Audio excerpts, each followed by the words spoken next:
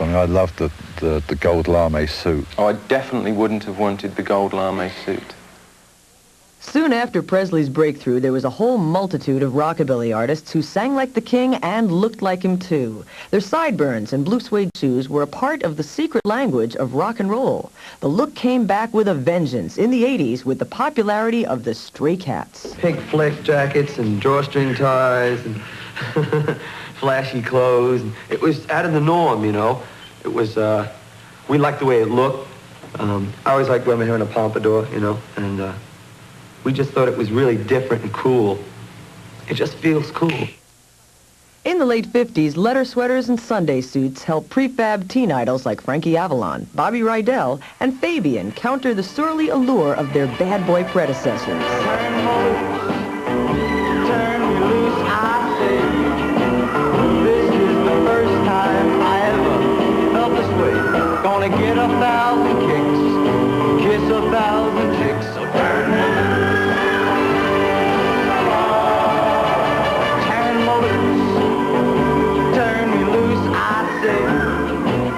Gonna rock and roll, long as the band's gonna play.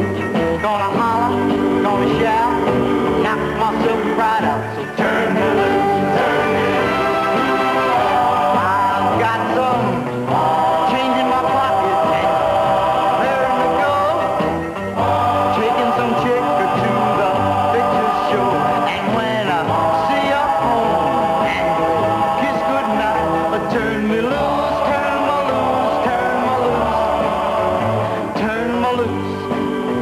Fabian describes his look.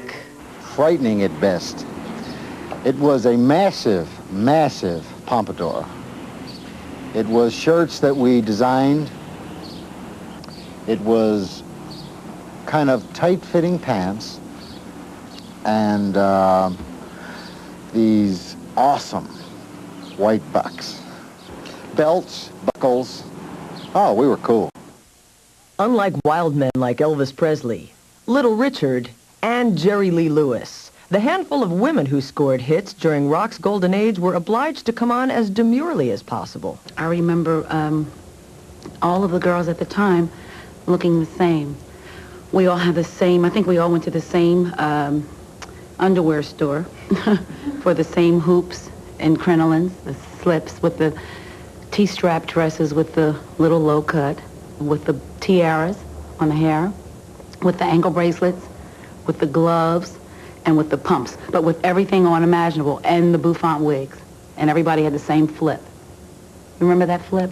The Shangri-Las used to wear that flip, but that was their hair. You know, I don't know how other people develop their looks, but as a kid, now, of course, I began when I was 16. I just sort of was in school, and suddenly I had a career.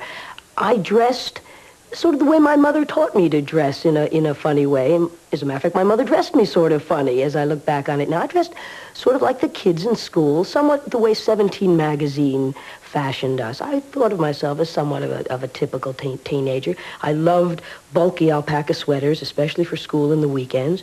And I had party dresses for parties, you know, so that when I started to perform, I had to do a Dick Clark show or a hullabaloo or something like that, I immediately would wear my party dress. You don't own me. I'm not just what you're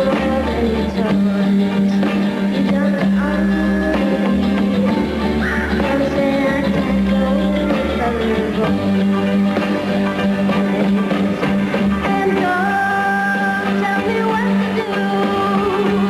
Don't tell me what to say. And please, when I go out with you, don't put me on display. 'Cause you don't own me. No, don't try to change me in any way. You don't own me. Don't tie me down. I will never stay. When Annette was doing her thing and Connie Francis were out there sporting their looks, and there was just a sign of the times, and it was very difficult for women to express themselves, and they expressed themselves, but in a very restrained way. It was all right for the guys to be crazy and goofy and wild, but it wasn't all right for the women at that time. And we've come a long way. We've come a long way in that. I think it feels like began to let their hair down and their hemlines up. Groups like the Ronettes were tough and sexy and not afraid to let it show.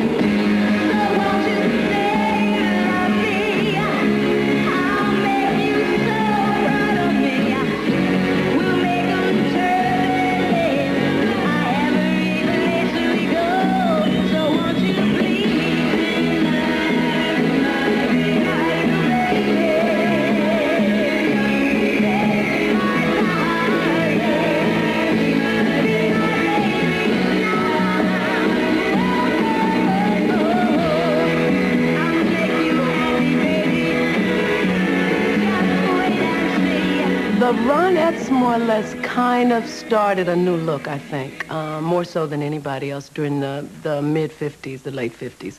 Their look was more of a sexier look, you know, really, really short dresses more than a cleavage line, but, you know, short dresses. The girl singers of Motown wouldn't have been caught dead with the leader of the pack, but then the Motown image was meant to be genteel, to convey a touch of class. That's the magic of show business. That's the fantasy of it all. To dress up and to, you know, you get all your good, you know, bath gels and bubble baths out before a show. You do a lot of preparing, and it helps you mentally as well, to kind of sit around in some bubbly stuff to make yourself smell good, and to go to the shop and get your hair done as best you can, and be as elaborate and as fancy as you can.